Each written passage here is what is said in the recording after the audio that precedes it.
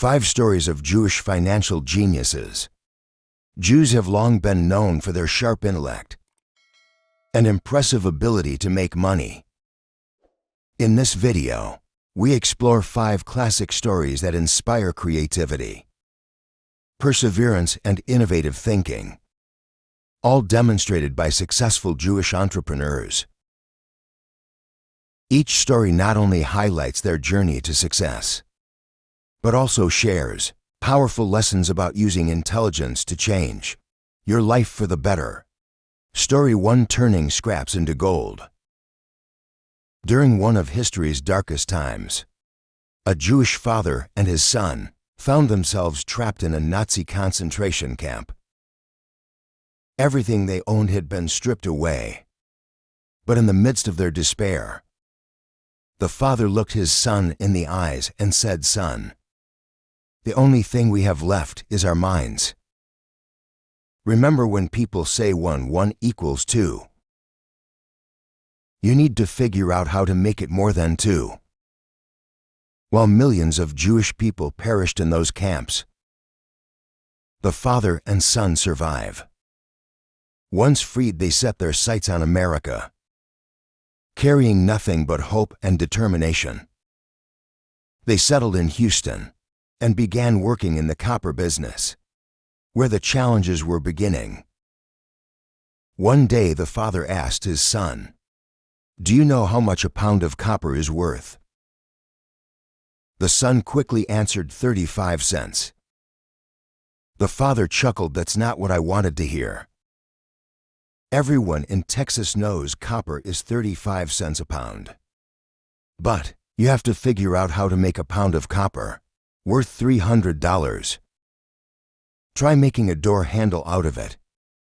And with that, the son learned to see value differently.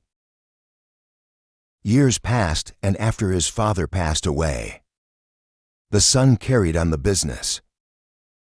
He didn't just make door handles anymore. He created unique items, like canes and medals for the Olympics. With his creativity, he transformed a pound of copper into something worth $3,500. But the turning point in his life came from cleaning up a pile of junk in New York City. In 1974, the U.S. government decided to restore the Statue of Liberty and put out a nationwide call for contractors to handle the old scrap materials. No company dared take on the challenge because of strict regulations on waste disposal. In New York, the news reached this Jewish entrepreneur, and he immediately flew to New York. After carefully inspecting the statue, he confidently signed a contract with the city. On the spot, other companies mocked him, thinking he was digging his own grave. But he wasn't fazed. He melted the scrap copper from the statue into miniature versions of the Statue of Liberty, transformed the wooden beams and cement into unique souvenirs, and even packed the dust from the statue into tiny containers, selling it as Lady Liberty dust to plant stores. Within months, he turned what everyone else considered trash into $3.5 million in cash. With his extraordinary creativity, he became known as the man who turned junk into gold. This man was the chairman of MC, Copper for Jewish People. Making money isn't just natural, it's necessary. They believe that failing to make money is an offense, punishable by God. Jewish entrepreneurs emphasize the importance of using intellect to earn money following a well-known principle. Even if it's just $1, it's worth achieving. They patiently wait for the right opportunity, and when it comes, they outperform all competitors. At the same time, Jewish people highly value investment. Every decision is based on profit potential. They are fearless when it comes to investing in a better future. But they're also rational. understanding that failure is part of the game. The key is learning from failure, turning it into a driving force to move forward, rather than getting stuck in mistakes or giving up at the first sign of hardship. Story to From Rags to Riches. The birth of a fashion icon. In 1939 in the Bronx, New York, a Jewish boy was born into a poor, immigrant family from Belarus. Growing up in poverty, he dreamed of a life filled with luxury and style. He would often flip through fashion magazines, with wide-eyed wonder imagining himself wearing the elegant outfits of the rich and famous. As he got older, he took a job at a clothing store. But unlike other employees, who just stood behind the counter, he had a keen eye for detail and an undeniable creative spark. He watched how people dressed and realized that fashion wasn't just about fabric. It was a way to express personality and status.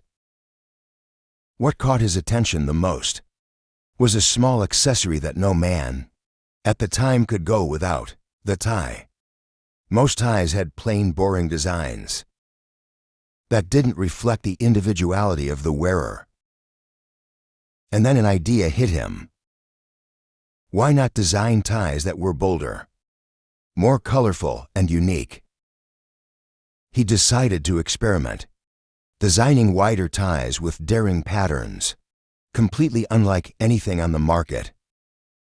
When he took his ties to different stores, people laughed at him and rejected his idea. They told him it would never work, that he was too bold for trying to change something so traditional. But he didn't give up. Fueled by determination and belief in his vision, he started making and selling his ties door to door. And then something magical happened. His bold designs began to catch the attention of the fashion world. His ties became symbols of daring, sophistication, and soon set a new trend. No longer just an accessory, his ties became a statement of style and personality for men everywhere. By 1967, he saw even greater potential and decided to expand his business. He didn't stop at ties, he started designing everything, from shirts and jackets to sportswear. Each piece wasn't just clothing, but a story of elegance, sophistication, and class. His brand quickly became a global symbol of luxury and style. That once poor Jewish boy from the Bronx, who began by selling bold tie designs, had become one of the most powerful figures in the fashion world. And that boy was none other than Ralph Lauren, the founder of the iconic polo fashion empire. Lesson learned. Ralph Lauren's story once again proves that true value doesn't lie in the object itself, but in how we see and transform it. Like the story of the Jewish father and son who turned copper into gold, Lauren saw potential in something as simple as a tie and built an entire empire on creativity and belief. Story 3. From door-to-door saleswoman to billionaire innovator. In the 1990s, a young woman who made a living selling fax machines door-to-door was living in Florida. Every day she faced countless rejections, but she never gave up. Deep down she knew her life wasn't meant to be limited to selling machines. She had a bigger dream. She just had to figure out how to make it a reality. One day, while getting ready for a party, she realized something frustrating. Her outfit wasn't flattering her body the way she wanted. Traditional undergarments and pantyhose weren't providing the confidence boost she needed. At the time, women struggled to find shapewear that was both flattering and comfortable. For most people, this was just a small everyday annoyance. but for her it was an opportunity. She had a bold idea. Why not create pantyhose that didn't have legs? She wanted to design something that could accentuate a woman's natural shape while offering comfort. So she grabbed a pair of pantyhose, cut off the legs, and tried it on. In that moment, her eureka moment, she realized she was onto something. She felt more confident in her dress, and she knew if this worked for her, it would work for women everywhere.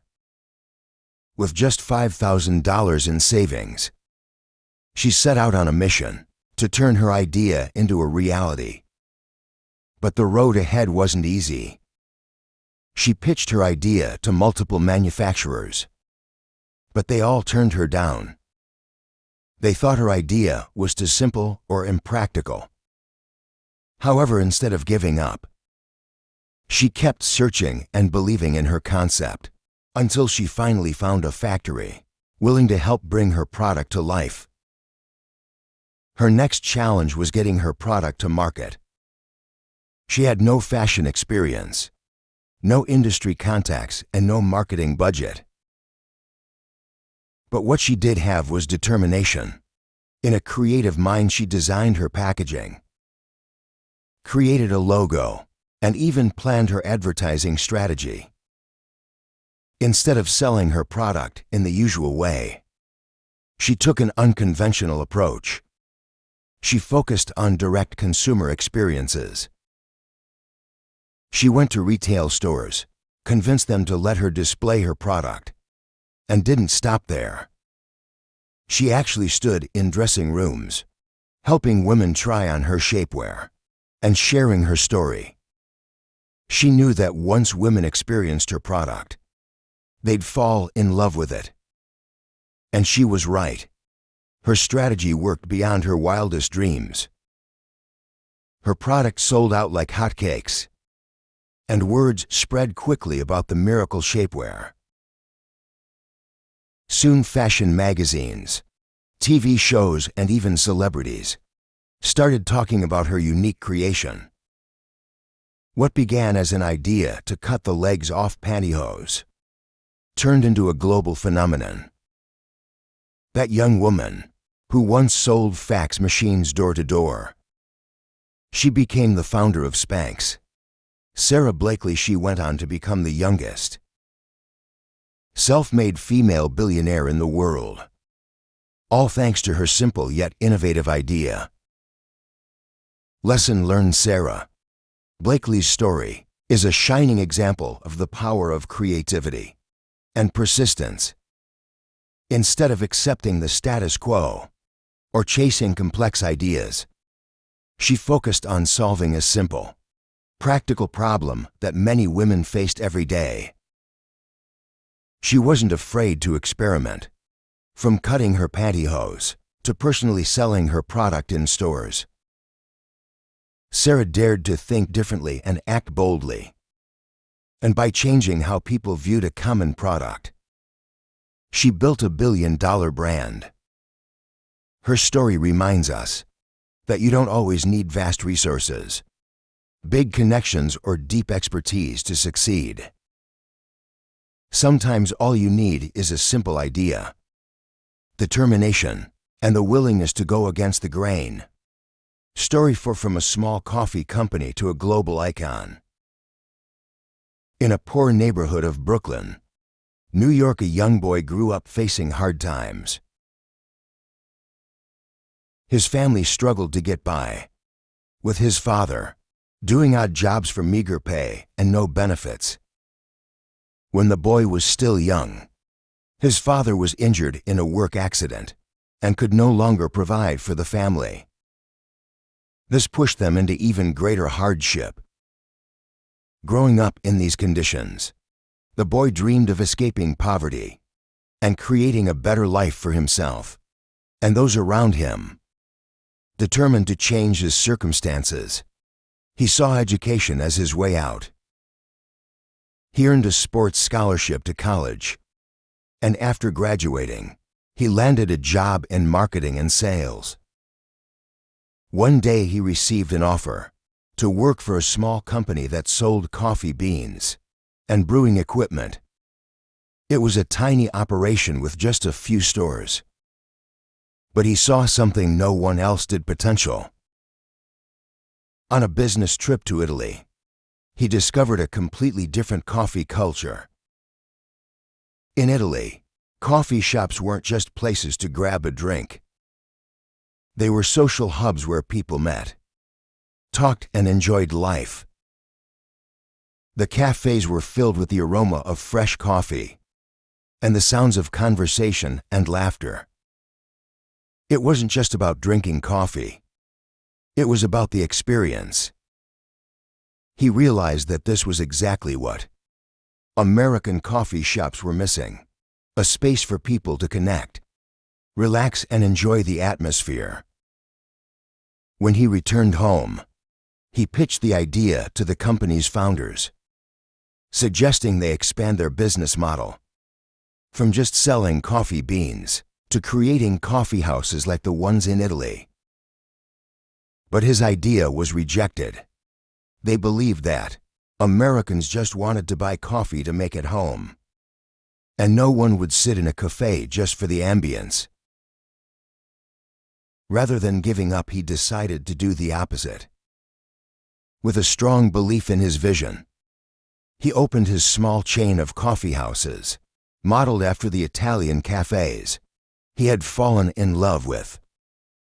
His coffee shops didn't just sell coffee. They sold an experience. Customers could sit, savor carefully brewed coffee, and enjoy a cozy, welcoming atmosphere with soft music playing in the background. Every detail, from the lighting to the service, was designed to make people feel comfortable and connected. Before long, his cafes became wildly popular. People weren't just coming for the coffee. They were coming for the experience, for a place to unwind and connect with others. The success of his coffee shops caught the attention of the original company he had worked for.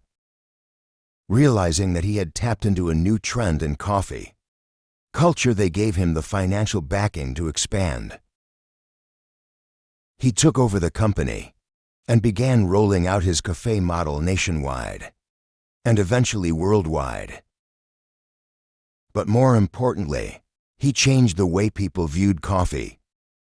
He transformed it from a simple drink into a cultural experience, a daily ritual not just in the U.S., but across the globe. That man with a visionary mindset and bold approach was Howard Schultz, and the company he transformed into a global icon was Starbucks. Lesson learned: Howard Schultz's story is a powerful example of thinking differently and spotting opportunities where others see none. While everyone else saw selling coffee as merely providing a beverage, Schultz recognized that coffee could be the foundation of an experience. He didn't just sell coffee. He sold connection, comfort, and a sense of belonging. Schultz showed that sometimes success comes not from doing what everyone else does, but from daring to think differently and creating new value.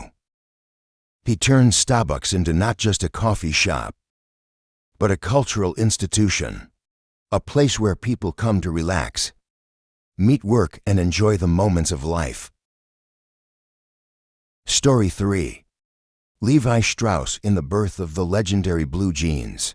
In 1853, a young immigrant from Germany arrived in the United States with a dream of making it big. He was Jewish and came from a small family business that dealt in fabrics. When he heard about the gold rush in California, he didn't think of striking gold himself. Instead, he saw an opportunity to sell supplies to the miners. Levi Strauss, armed with a large supply of sturdy canvas, planned to sell it to the miners as tent material. But when he got to San Francisco, he noticed something more pressing. The miners were constantly wearing out their pants. Their clothes couldn't stand up to the harsh conditions of gold mining. That's when inspiration struck. Instead of selling his canvas for tents, why not use it to make pants? Tough enough to handle the rugged demands of the miners. He quickly got to work, transforming the durable fabric into sturdy trousers. To make them even stronger, he added rivets at key stress points like the pockets and waistband. These new pants were unlike anything people had seen before. Not only were they durable, but they were also designed specifically to withstand the wear and tear of hard labor. At first, people weren't sure if these heavy-duty pants were really necessary. But it didn't take long for miners to realize their value. The pants, later made from denim, became a hit because they could endure the rough conditions of the mining camps. They were strong enough to handle heavy lifting, scraping against rocks, and even the test of time. Soon these pants became a staple, not just among miners, but among workers all across the West. They weren't just about durability. They were practical, comfortable, and even had a unique style. As words spread, demand for the pants skyrocketed. Levi Strauss quickly realized that his product wasn't just for laborers. It was becoming a symbol of resilience and rugged individualism. The brand Levi Strauss & Company was born, and with it, the blue jeans that would go on to become a global phenomenon. What started as a solution for gold miners soon expanded into a fashion statement, worn by people across all walks of life. The jeans became more than just workwear. They became a cultural icon, representing freedom, strength, and a sense of timeless style. Levi didn't just sell pants. He solved a real problem for hard-working people, creating a product that was both tough and practical. His business grew rapidly, and the Levi's jeans became known as a symbol of American toughness and ingenuity. Over time, they became part of the fabric of American culture, beloved by workers, rebels, and fashion enthusiasts alike. Today, Levi's jeans are worn by millions around the world, still representing that original spirit of strength and individuality. Lesson learned. Levi Strauss's story shows how a person with vision can turn something ordinary into something extraordinary. Where others saw only canvas, Levi saw an opportunity to solve a problem and create something lasting. Through creativity and business savvy, he turned a simple fabric into a timeless fashion icon. Like many stories of Jewish entrepreneurs, Levi's journey is a testament to the power of innovation, determination, and seeing value where others do not. His blue jeans didn't just change the way people dressed, they transformed an entire industry.